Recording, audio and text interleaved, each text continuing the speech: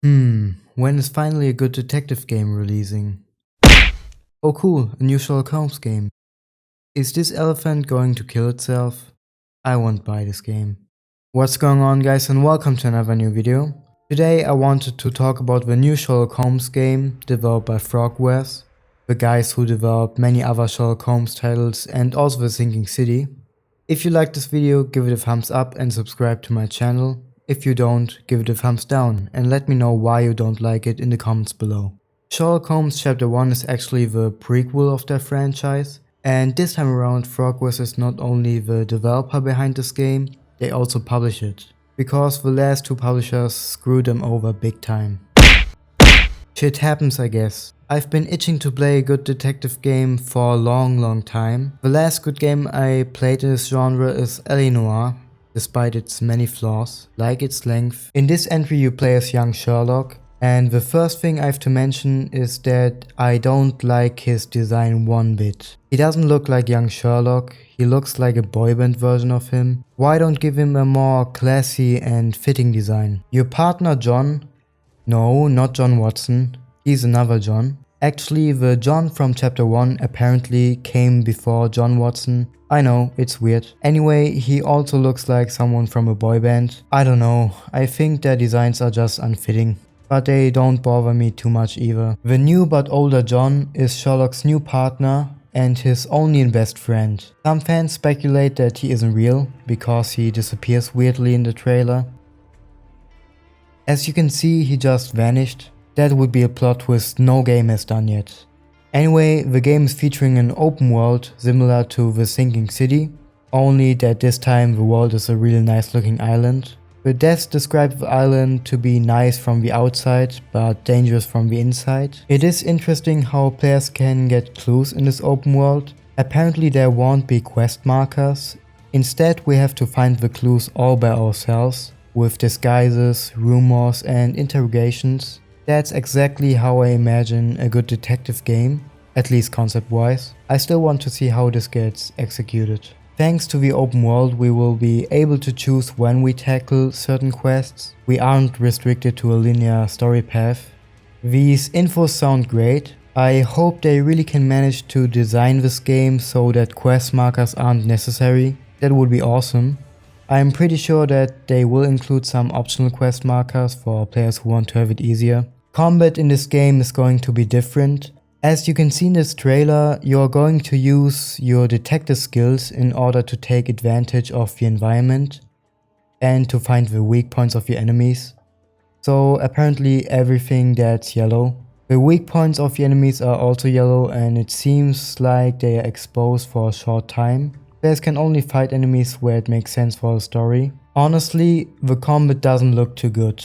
I mean, it doesn't have to be some sick martial arts combat, and the concept is fitting for a Sherlock Holmes game, but the animations look really stiff. The concept isn't executed as I would have imagined, and some attacks are also weird.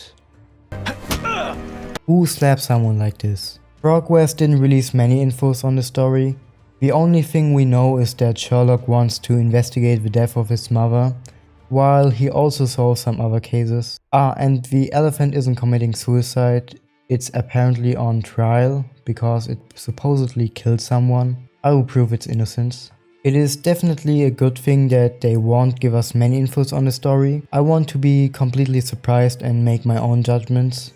Every case will have multiple outcomes. We will be able to accuse the wrong person, and the evidence we find can be interpreted in different ways. Also, some clues can be missed. Honestly, this sounds great on paper, but again, I still want to see how they execute the ideas. In the trailer, for example, they showed this weird case tree, but I don't exactly know how it works. Oh, and the game has multiple endings. Like I said before, we can disguise ourselves. We can wear other clothes, fake scars, fake beards, and even makeup or something like that to have a wrinkled face. Honestly, again, this sounds great on paper, but I fear that they might be a bit overambitious with this game. I don't know, I don't want to repeat myself too often. I will talk more about that later on in this video. Sherlock lives in his huge childhood mansion. We will be able to decorate it from the inside. Decorations can be earned as rewards through side quests, or they can be bought with the in-game currency. As far as I know, the game won't include microtransactions. Sadly, nowadays things like that have to be mentioned. Some rooms in the mansion are only getting accessible when you progress through the story.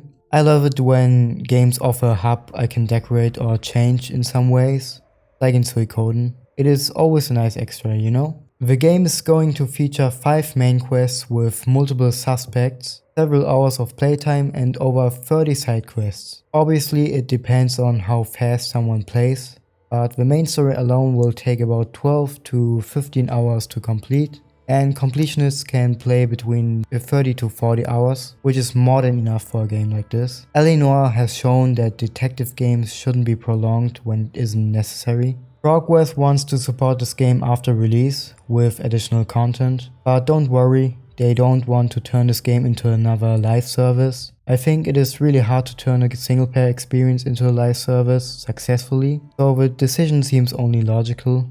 Anyway, the game really sounds exciting, but when I look at the gameplay trailer, it seems like their ideas are a bit overambitious, you know? For instance, the combat. Imagine you haven't seen the gameplay footage and heard that they want to include Sherlock's detective skills into the combat, so that he has to use the environment and the weak points of his enemies. You would probably think that this is pretty exciting stuff, but then the only thing you get is some slow motion feature where you have to shoot the yellow objects and some weird yellow circles with a timer.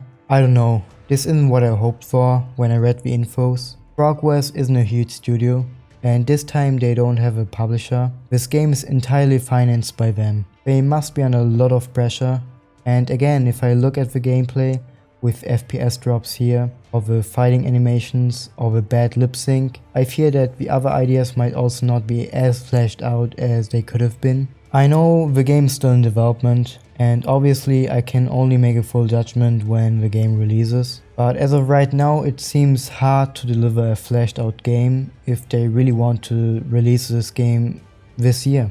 They probably can't afford a huge delay, because like I said, they published this game all by themselves. Only time will tell how good this game will be, and I hope that they can prove me wrong. Anyway, that's it for today's video. I will cover this game on my channel when it releases. What are your thoughts on this game? Let me know in the comments below.